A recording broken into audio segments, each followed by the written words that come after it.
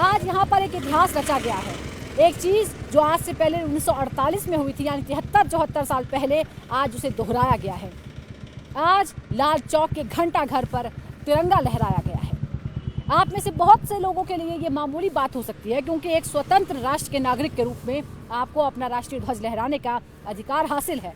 आप अक्सर राष्ट्रीय त्योहारों पर ऐसा कर सकते हैं और इसमें आपको कोई डर महसूस नहीं होता या आप अपना अधिकार समझते हैं, कोई आपको रोक टोक नहीं करता। लेकिन कश्मीर के लोगों के लिए ये मुश्किल काम रहा है और शायद इसीलिए इतने साल लग गए।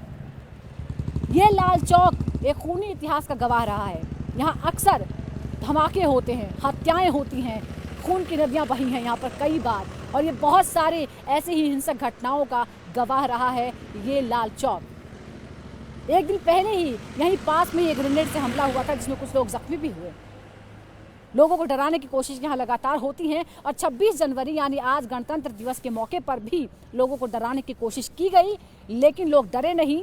और आज यहाँ पर बड़ी तादाद में लोग आए और आज लोगों ने इतिहास को यहाँ पर दोहराते हुए देखा। जम्मू कश्मीर के दो नौजवान साजिद यूसुफ शाह और साहिल बशीर भट्ट, ये वो दो नौजवान थे जो सालों से इसके लिए संघर्ष कर रहे थे कि वो भी हिंदुस्तान के दूसरे नागरिकों की तरह किसी राष्ट्रीय त्योहार पर इस लाल चौक के घंटा घर पर तिरंगा लहरा पाए।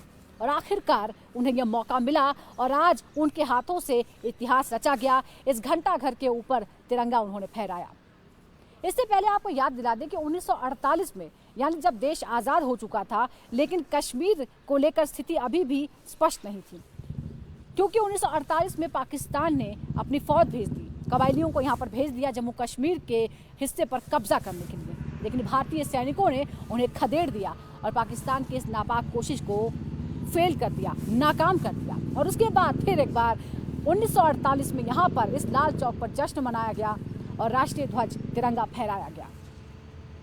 इसके साथ ही एक और मौका तब आया था जब जम्मू कश्मीर के पहले प्रधानमंत्री, यानी जिसे हम मुख्यमंत्री भी कह सकते हैं, शेख अब्दुल्ला, उन्होंने ये खुले तौर पर ये कहा कि कश्मीर भारत के साथ शामिल है, कश्मीर भारत का हिस्सा है। उन्होंने नेहरू के लिए संदेश जारी किया कि हम आपके साथ हैं, आप हमारे हैं, हम आपके हैं। कश्मीर के आम लोग बाकी हिंदुस्तानियों के साथ जुड़ाव महसूस करते हैं, वो उन्हीं के जैसे हैं। लेकिन यहाँ के नेताओं ने, यहाँ की सियासत ने, यहाँ के अलगाववादी नेताओं ने उन्हें आम हिंदुस्तानियों से दूर रखा, हिंदुस्तान के दूसरे लोगों से दूर रखा और एक खाई पैदा की, नफरत की खाई पैदा की। हमेशा ये दिखाने की, बताने की कोशिश की कि कश्मीरियों के साथ अन्याय होता रहा है और इसके लिए बाकी हिंदुस्तान के जो लोग हैं वो जिम्मेदार हैं। लेकिन हिंदुस्तान के तमाम लोग इस जम्मू कश्मीर को प्यार करते हैं और चाहते हैं कि वो बार बार धरती के इस स्वर्ग पर आएं। और पिछले कुछ सालों में ऐसी कोशिश हो रही है कि दहशतगर्दी से जो दशकों से ये स्वर्ग नर्क बन गया है, उसे फिर से स्वर्ग बनाया जाए। और इसके लिए जम्मू कश्मीर के लोग भी तैयार हैं, सरकार भी लगातार कोशिश कर रही है और सरकार के साथ ही यहाँ के जो लोग हैं वो एक नया कश्मीर चाहते हैं और नया कश्मीर बनाने की राह पर निकल गए हैं।